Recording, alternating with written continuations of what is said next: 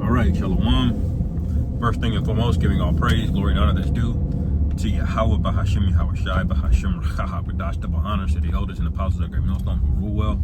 Peace and blessing to the 144,000 and the hopeful elect.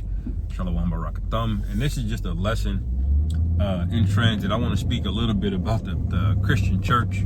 The elder posted a video, about, the Jake preacher still got the collection plate out. This is unbelievable, man. That's why the Lord is just gonna have to kill the vast majority of these so-called black Christians. All right, because at this point, there's no amount of information that can come out that's gonna bring you out of it. The elect, they've been left that church a long time ago, man. All right, even some of the wicked jakes in the world have enough sense to know that whole thing is a Ponzi scheme. It's a scam. All right, y'all are still going to church every Sunday getting got over a man asking you for $20. $20 right now, you're gonna be blessed. And so now you see why the scriptures say that was some vessels were made for honor and some for dishonor. Because they're just certain individuals, you can't give them the truth. They'll reject it. They'll turn around and try to oppress you with it. This is just, it's gone from first you're upset about it, then you're like, you just kind of laugh at them, you kind of roast them like y'all still doing that, but then it gets to a point where it's just sad, man. It's just sad, and then the Lord comes to do y'all bad, and you can, at this point, you can tell, pursuant to Isaiah 66:4, it says, I will choose their delusions. You can tell at this point it has to be the Lord forcing you to still believe that, because you really have to be remedially slow to go on and do something that dumb. Just like Eleazar, all right? The Lord had to put a spirit on him to be given over to that pagan BS, man. All right? Because you got to be slow to not only do that, but to call yourself a man of the Lord and do that, and then also involve your wife, a woman who can't keep a secret to save her life, who will sell you out as soon as you piss her off. You got to be slow to think that, man. And Eleazar is not a slow guy, okay? Why did he do it? There's a spirit that the Lord put on him, man, and that should put a lot of fear in men, and that's the case for a lot of these Christians in these churches, man. Y'all are still up there getting got, man. This nigga's running in the church. He got a brand new suit on every Sunday, okay? Louis belt, Gucci belt, all right? He's driving a nice Cadillac, all right? But he just knows how to say the right things to you, and then you go there, man, and everybody's gonna be all shocked. But one of the first places the Lord is gonna go through is these churches, man. When you watch that Purge movie, the Most High was not in those churches, man. Okay, there was a spirit of violence, a spirit of vengeance out there. Okay, and that spirit of vengeance is coming back in the earth. It is already, but it's about to multiply. All right, I'll do a video later, Lord's will, about the guy, a babysitter went to check under they were babysitting a child, I guess, and she went to check under the bed for monsters, and there was a whole Edomite under there, nigga under the bed, man. So the Lord got some things out here for y'all, man. And it's really just sad. It's you people just gotta be cleansed. The scriptures say the land cannot be cleansed except by the blood of them who shed it. All right, and you Christian churches, you shed a lot of blood with your little pact with Esau. All right, because you basically drown Jake out, or not drown, but you pacify Jake back to sleep. Every time a nigga gets shot, you get angry and you march, and then the Christian church is right back there with their arms up and to forgive you. Well, the Lord say you gotta forgive everybody. You're obsessed with wanting to save, your enemy, who the Lord pronounced that he said, I'll have war with Amalek forever. Okay? He said, I have Esau, Jacob have I loved and Esau have I hated. All right. So the Lord has already pronounced to hate these people, that they're going to be burned up forever. Yet here you go, you want to save them. Okay. And then you go back to the Christian church. They never read the book of Obadiah, man. They don't go into the parts of Romans, you know, where Paul is speaking about the Israelites who will be saved and the ones that are going to be destroyed, which it goes into Esau too, man. Because if you were created to be destroyed, then that's what you're created for, okay?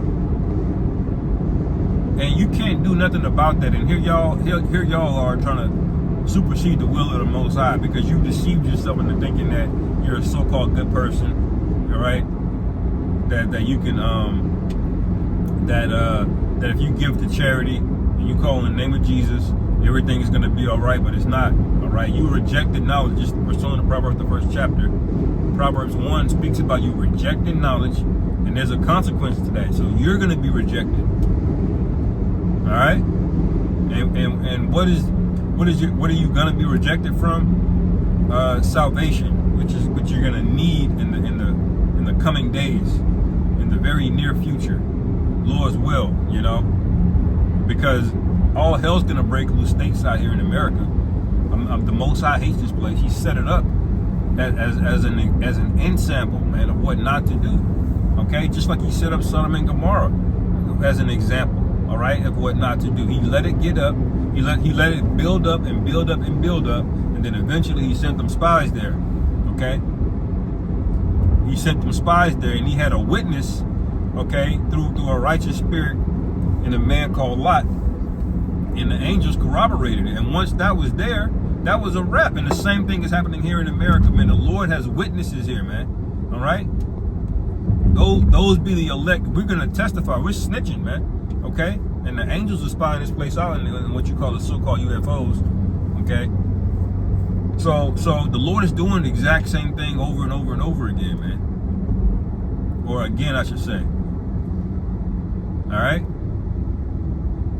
the same thing happened before Sodom and Gomorrah and the flood. He let things build up to a point where He like, all right, I'm sick of this shit, you know, and it destroyed everything. You know, so the some things, the more things change, the more they stay the same, as you say. You know, here you are, you got more knowledge than ever. We've been preaching, so a lot of you Christians, y'all have been on your game now. Y'all having to learn more precepts now because y'all can't just go over the same 10 to 15 precepts and nobody in the church questions you. All you hear is preach. You know, you don't get any kind of pushback, any kind of negative feedback. You're not challenged at all, you know. But when we came out on the internet, on YouTube, all of a sudden now y'all got to go into different precepts now. Y'all gotta try to get into debating, you know, because y'all never had it, man. All right, that's the congregation of the dead right there, you know. Unbelievable, Jake is still out there, you know. Passing the collection plate around, you know, for what, man? All right, and those churches, when all hell breaks loose, all of that money you gave them, they ain't gonna give it back. Remember,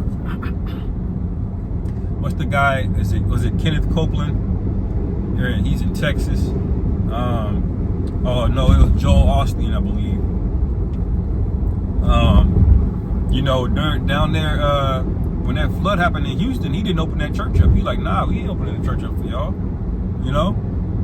He like to hell with y'all, basically, man. He treated y'all like dirt. And he rakes in millions and millions of dollars every year from y'all, man. You know? Personally himself. And he couldn't even open the church up. Okay, it wasn't even his home. It ain't like he had to stay next to y'all. You know? He wouldn't even open the church up to y'all, man. That's how sad of a state, you know, this so-called Christianity thing is, man. And now people want answers, okay? And so people are going to do one or two things. They're going to double down. You know, you got what you call a sunk cost fallacy, where I spent so much time doing this, I might as well see it through. All right, well, you're going to see a missile through, okay? They're going to either do that, they're going to double down on it, or they're just going to walk out of the church. You know, and that's basically what you have happening. You have a higher conversion rate of women going into witchcraft than you got going into Christianity nowadays, man. Because it's tired, man. It's played out. All right? How is this relevant to today? What's going on in the prophecy? What is Putin doing over there? How does that relate to the end times? You know? These are things y'all didn't consider. The latter end you didn't consider. Okay? Pursuing Isaiah 47, you thought you'd be a lady forever, but now there's going to come a time you're going to have to stand with your enchantments, like the scriptures say. Okay? You're going to have to call on Jesus. When there's a purge and people are running house to house, okay, and they're getting spoiled, women are getting ravaged, all right? There's no power. You got wild beasts running around. Call on Jesus in that day and see if you're going to be delivered, you know? Because we have to constantly rebuke, and they're all hirelings, man. They're all they're gonna leave as soon as the first sign of trouble. They're out of there. All right. They're out of there, man. All right, and there's not gonna be any healing for you. Okay. Anyway, I'll end it there, Lord willing. This is edifying. On to the next. Shalom.